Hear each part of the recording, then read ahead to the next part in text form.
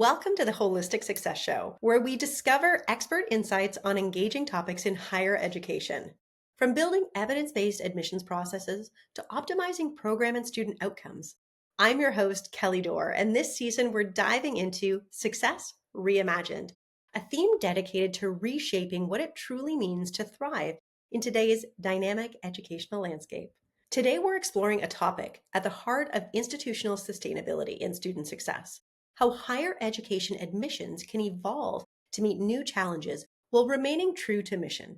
In an era where demographic shifts, heightened competition, and changing learner expectations are reshaping the admissions landscape, how can institutions engage students and families in a more meaningful way to ensure engagement translates into long-term success?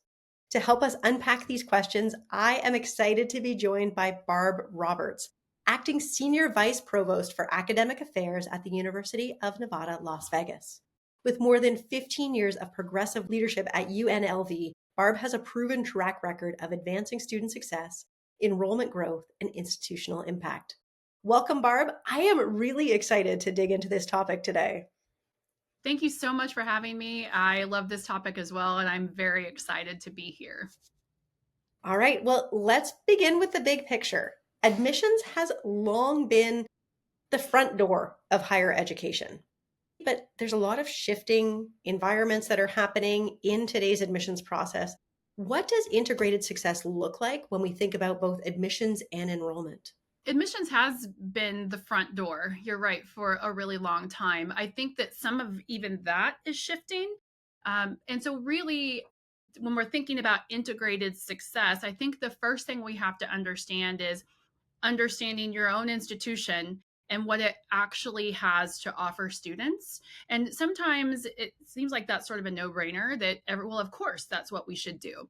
But oftentimes what happens with admissions and recruitment is you go out and you try to be all the things to all the people just to collect as many applications as you can, right? It's a numbers game. I mean, you don't really, it's not just a numbers game anymore. It's the realization that the public is more discerning. It's a realization that people truly want to understand how they fit. Students want to understand how they fit into your institution.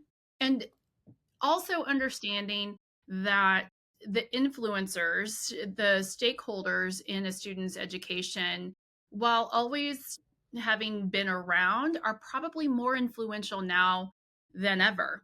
And so it's really taking a look at, what are you providing to them so that they can understand that integrated success piece. And so aligning all of those things to the ability to actually support the students once they get here, those need to be in alignment with your mission and goals. And if they're not, when they get through what was once perceived as the front door, they're not going to be happy and they're not going to be successful. And maybe they're not going to retain, or maybe it's that even if they retain and they complete, they're not satisfied, which impacts other kinds of data and rankings and all of those other things that then impact the institution's ability to move forward with their mission and their goals. Simply put, I think a really important thing is that you are being true to who you are as an institution and being really, really honest with the constituencies when you're speaking with them. I love that, Barb, because this is something I've thought about a long time. Having been involved in admissions, there's this desire to bring in as many folks as you can, because I think we're all so passionate about our institution.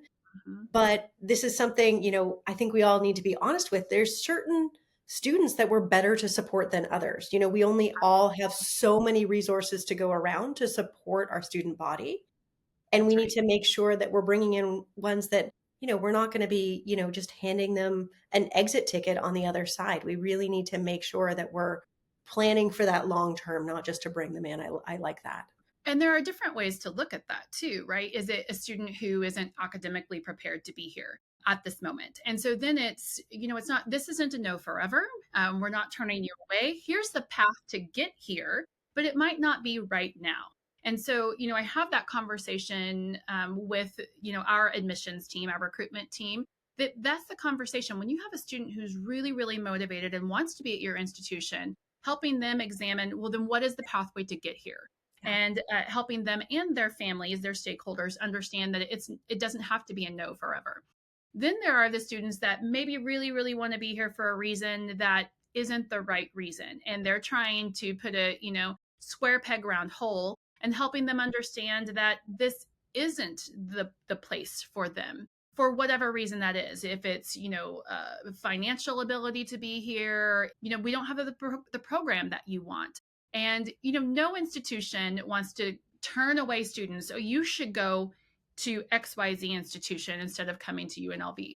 But we actually do. I mean, my team we will say, oh, you want to do, mining engineering? We have engineering and you can do XYZ. But if you really want to specialize in mining engineering, you need to go to our sister institution, not to UNLV. And those are realizations that sometimes a student goes, well, maybe I don't, maybe it's not really mining. These are the things that I want to do. And then we can help them shift that. But sometimes it's, no, I want to work for XYZ. And so then they do realize that they're going to go to another institution.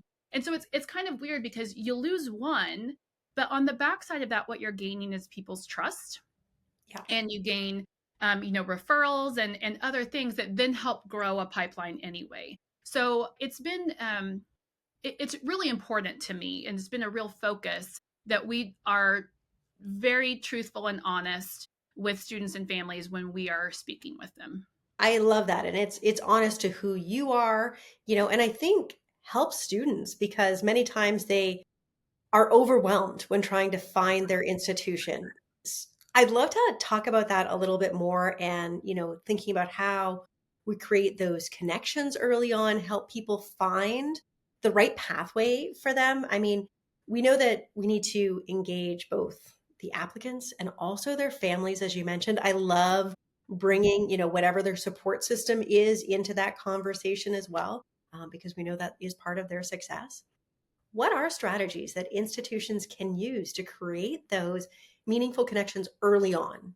Yes. So I, kind of alluded to this a little bit in the first answer is that, admissions used to be thought of as the front door, but we have found that especially for our population, and I think this really holds true for a lot of institutions, especially, public state institutions, that a lot of your families need to learn earlier than that process, right? They need to be introduced earlier, and it's not just you buy the student's name and you get the parents information and you send them emails. Because I have two daughters. One is in a university, one is a senior in high school, and I get those emails too, and I look at them because as an enrollment management professional I'm interested. But I know a lot of parents are like, oh my gosh, I'm overwhelmed, it's just too much. And so it's finding the right way to engage at the right time.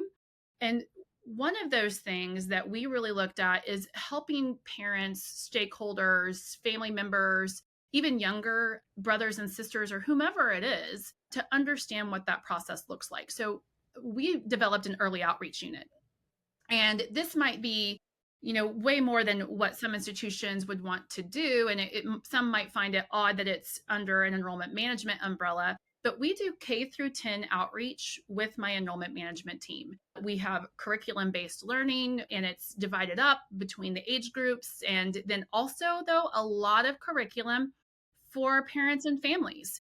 And we offer things virtually, we offer things in person, and some of it is about helping your student find what they want to do, helping your student find the institution that fits, helping your student plan to pay for college. But it goes even a little deeper than that, especially where we are. We have a lot of first generation students, a lot of first generation families that have no idea even about, the US education system sometimes. And so to kind of walk them through that process, that is truly the front door. And very early on in our recruitment processes, we invite families to join in a lot of that programming. And some things we have very specific lines of this is the family programming and these are the student programming. And we try to help them understand early on what it's going to be like for their student and what it's going to be like for them. to make that transition. I love that. One of my kiddos has just started high school, and I've already gotten the email of here's the fare to meet Yeah, all of the different colleges and universities. And it can feel overwhelming, even as somebody who knows the admissions process and to start thinking about it. But I think you're right. Like the earlier you can start to have some of these conversations, the easier it can be, because it's certainly not always the most transparent process right. for families and students, especially those who haven't navigated it before. Absolutely. And, one of the things, and of course, FERPA comes into play of all of these things and how your institution defines this and all of this. But we also, through the transition piece, to help parents feel more connected to what's happening with their student on our campus, because they're just leaving high school, right? I mean, it's only been a few months. And so, especially now, parents are often embedded a little bit deeper than perhaps our parents were. I know, my parents for sure. So it is a different kind of conversation, and what's happening along the way, it's sometimes difficult for parents to let their student handle those things.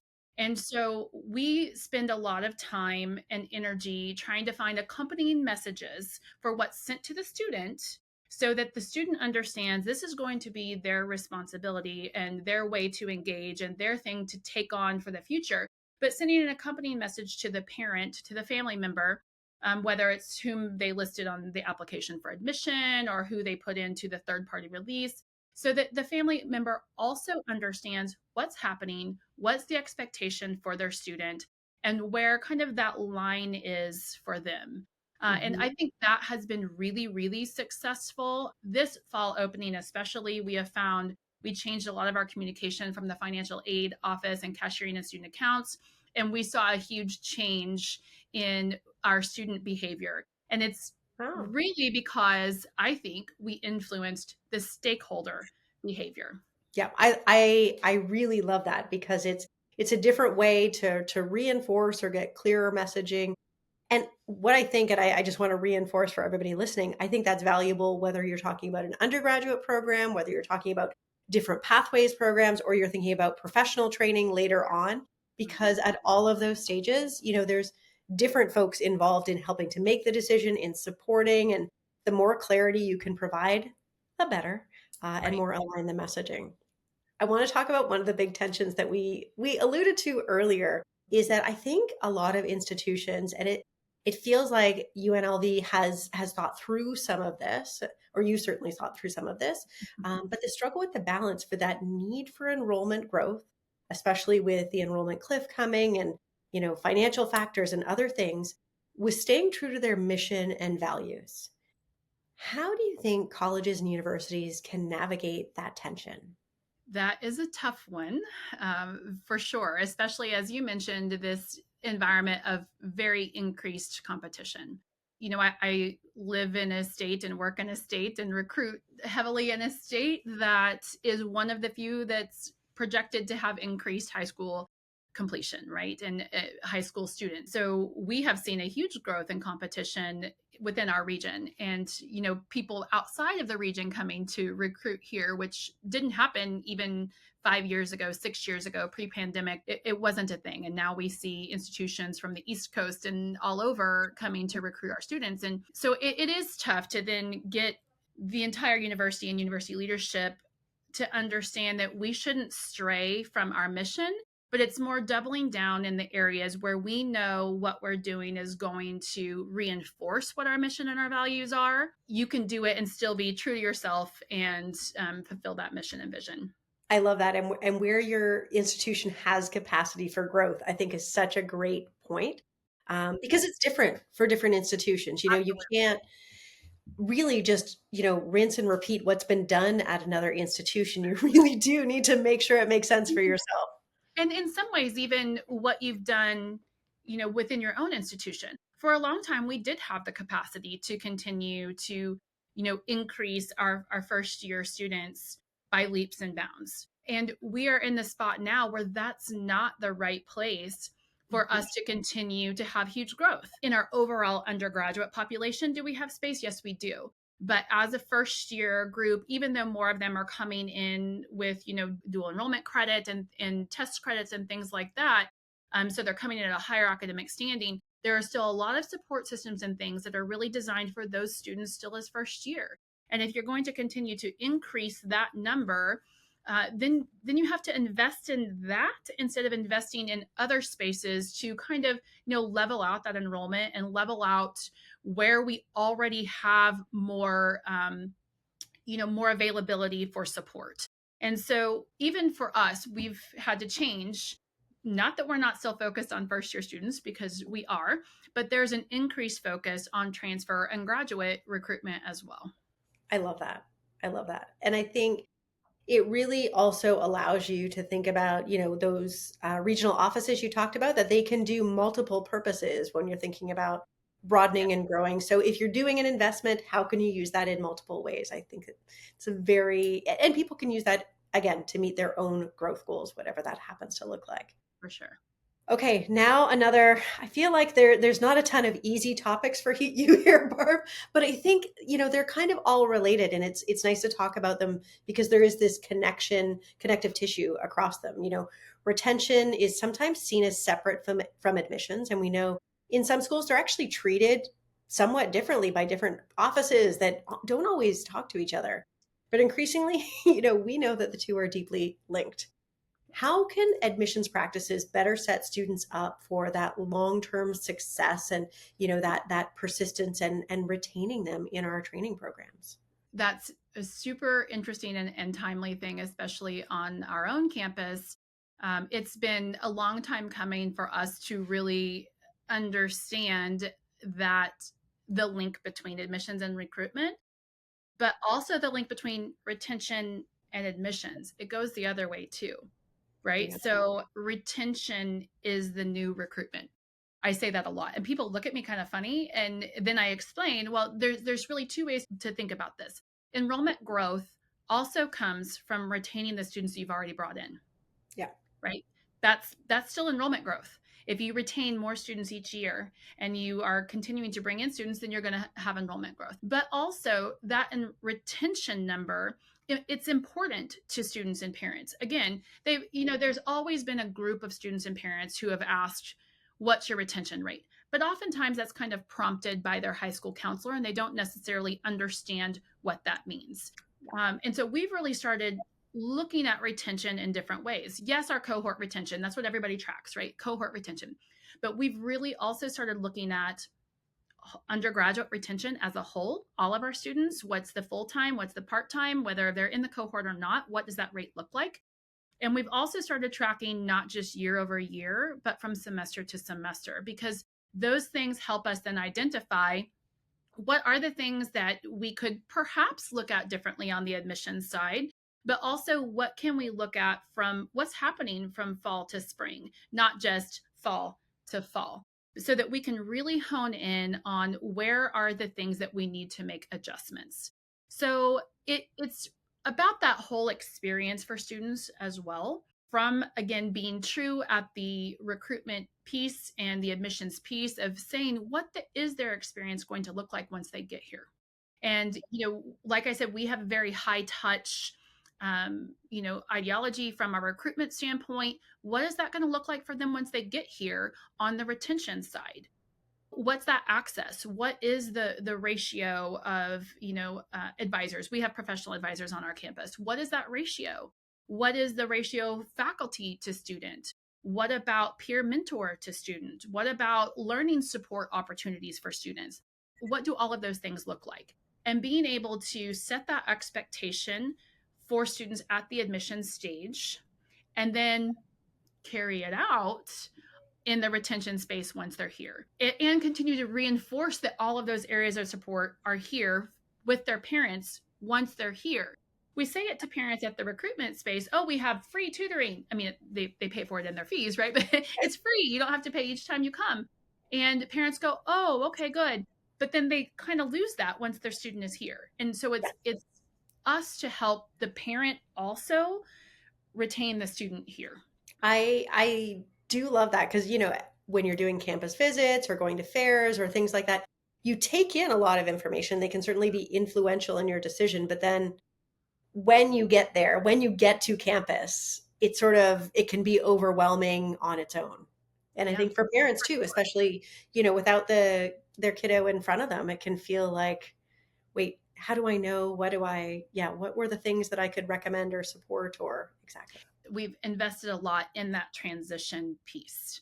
So, from the point of admission and even orientation, what happens between that and day one of sitting in a seat?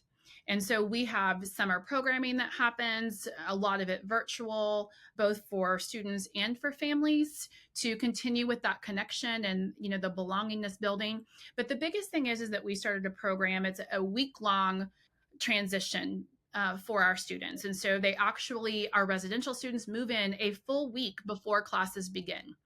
And it's more like a conference, really. We have keynotes and closings, and we have breakout sessions. We call them passport sessions. We have relaxed sessions during the day, but also every evening that are hosted in various places on campus. And it's all very curriculum driven, but it's also a lot of fun for the students. And the 5 pillars of what we call Rebel Ready Week are well defined and matched with our top tier strategies and with the mission and vision of the institution. And they really help the students learn the campus, meet each other, understand where their classrooms are, understand, how to engage with faculty members, understand how to read their syllabus, how to search for an on-campus job, all of these things that are about retention. And it is bridging that gap between admissions and truly retention, not even being a matriculated student. It's about reinforcing retention before they ever even start. And this is for us, we do it at no cost to our students. It has been extremely beneficial. We're continuing to see an increase in retention. And it's also linked to how many of the sessions the students, actually attend. So it's been really, really beneficial for us.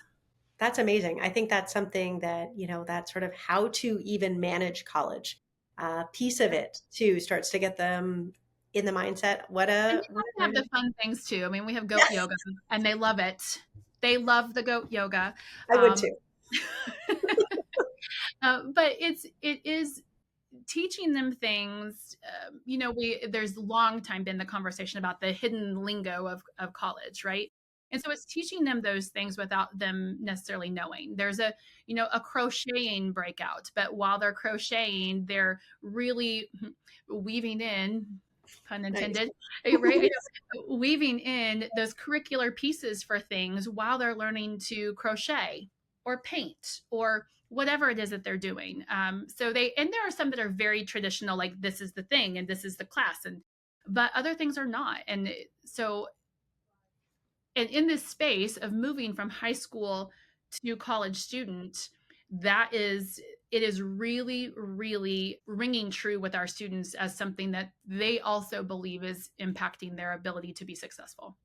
Absolutely. And that high school to college transition, they're also Mhm. changing their social network. So this is probably a great opportunity outside of class to start to build that. 100%. We've so many students. We collect a lot of feedback, obviously, and so many of students said, "Oh, it's now week 3, and I met these people at Rebel Ready Week, and they're my best friends here." And it's so funny. I saw a group of students leaving the last day of Rebel Ready Week, or leaving away from one of the events, and I stopped them, and there were like 6 or 7 of them, and they to me they just like looked kind of like an odd match of students. And I asked them, and they said, "Oh no, we all just met during Rebel Ready Week." And so I'm, "Oh, what college are you from?" But they were from 4 different colleges, and so that surprised me. It's not what I expected. Day one, we really start to try and get them together with students in their majors and in their own colleges, but they met each other through other passports and then had lunches together and that went to evening programming together. And they're like, "We love each other," and they weren't all local. They weren't even all living on campus. So it was really like a wow moment. This is even more than what my expectations were. That's pretty amazing result, I think, just to also see that amongst your students and just have that Yeah. ability to see what you're putting in place in action. I feel like no conversation around higher education right now is complete without talking about AI. So if we think about, the rise, of AI and that personalization in recruitment, how do you see technology reshaping admissions and the enrollment landscape in the next couple of years? Because it's changing a lot. It is changing a lot and at a pace that no one can keep up with, I think. Yeah. You know, no matter how hard we try, we're always going to be a little bit behind. I think, some institutions are probably not as far behind as others, but it's a tough landscape to really stay on top of things. Specifically in recruitment, I think what it's really going to do is open up the funnel at the top. Yeah. It's really going to widen that funnel at the top. It's going to increase the competition seemingly for institutions, and I think it's going to heighten the importance of personalization from your institution and and differentiation is what I would say, because all of these different ways through AI that students can connect or that you can find them and send them information, eventually things all start to look the same to students and it becomes overwhelming. And so as you're thinking through this wider funnel at the top for your institution, it's really about what message are you trying to send to them and what is really, really relevant to them. And AI is meant to find that personalization, but it's also, you have to think about, is it personalization that another institution is going to say that this is personalized to them as well? And then it's the same exact thing. So it's going to be challenging, I think, for institutions to find a way to be relevant to these students in a personal way that is also differentiating you from the ways that another institution is being relevant in a personalized way. So those are challenges. Obviously, it also is good for universities to have this information and to be able to then find the way. If you know how you are different from other institutions, that's fantastic, Mhm. right? It's fantastic. But a lot of institutions, well, this is what makes us different. And it's the same thing that other institutions say make them different. So you have to find that real and true thing that, how are you truly different, to make it really matter, I think. So, really, what I think this is going to do, I think it's going to lead to a lot more transfer students. That's what I think. I think, as the funnels widen and options open up for first year students, and maybe they don't understand how to fully vet what they're doing, or things with institutions haven't changed enough to be really, really clear about what a student is walking into. I think that we'll see more students are going to transfer and find another place when they realize that maybe this first place wasn't the exact right place. I think that's so interesting. And going back to your original point too about living your mission Yeah. as an institution to help you, and then using that to find your differentiators, that honest transparency around that is so important, and something that might help programs as they're trying to navigate that space of really trying to make themselves stand out. Being this close to the strip, we're less than a mile away from the Las Vegas Strip, right, is a boon and a bane. But for us, it is a differentiator for us. And so location is a thing that we definitely hone in on. It's a real and true thing for us because we use that to our advantage to say there is no major that we have that you cannot get an internship, that you cannot find experience, that you cannot have that real world experience while you are studying here through what we call the largest living laboratory. What you've done as well is connected to that ROI for Yep, students. You've connected it to the ROI for the families and for the institution as well, because if you can get them successful internships or placements, we know that that net results out into better outcomes later on. absolutely. So, for higher ed leaders who want to rethink admissions but really feel constrained by resources or tradition, we know that change is a big thing at universities. Where is a good place to start? I'm not sure if you asked any person in charge of enrollment management if they have enough resources that anybody would say, "Oh, yeah, I have so many things." So Please it's stop giving me resources. please no more, no more. Don't give me any more people or money or anything. I don't want any of that. Yeah, so I think that inherently enrollment managers are creative people and are really trying to find all of the things that we've already talked about. And so sometimes it is that change above that that's a little harder to make. Even though oftentimes we feel like the change comes from above, maybe there are times when it is really upon us to help push the needle, move the needle for those above us to have a mind shift change of, for example, oh, we need to, balance our enrollment and we need to find ways to be more transfer friendly. And what does that mean? Because we're going to break the infrastructure if we keep bringing in too many first year students. Now is the time for a brave new world. That's what I will just say. It's having the conversations up front and pointing to the ROI and saying, here's where we are, here's where our struggles are, and here are the changes that we need to make to, lessen the pain points that XYZ, whatever it is causing to campus. Is it we're asking for too many sections of XYZ class and we're just not, we can't have any more budget for PTIs to teach XYZ class. And so we have to shift and not bring in students who need this. And it's really, really digging into that information and then getting it to the people who are devising the recruitment and admission strategies. Maybe you're the same person, but maybe you're not.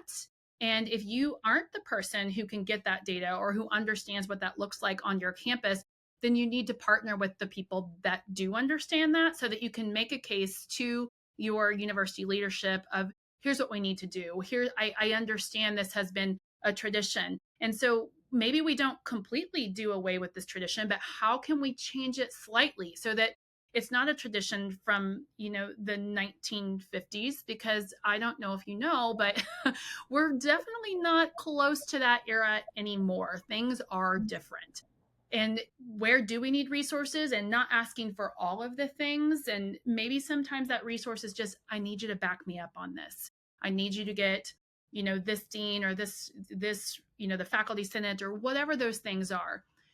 It's embedding enrollment management into the institution instead of it living outside, just bringing students in.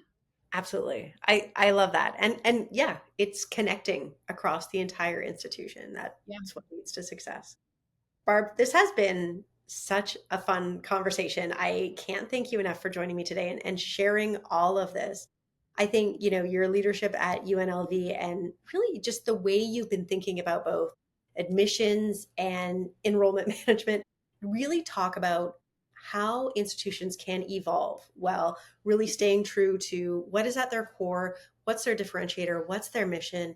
But at the end of the day, really supporting the students that they bring in to ensure that they're successful. Thank you so much for joining me. Thank you so much for having me. I've really enjoyed the conversation as well. For all of you listening, if you enjoyed this conversation, be sure to subscribe and we will see you next time.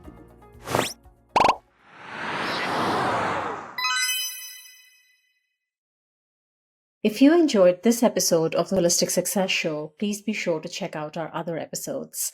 We have episodes coming out regularly all the time, so please be sure to subscribe so that you can stay up to date on all things related to student and program success in higher education.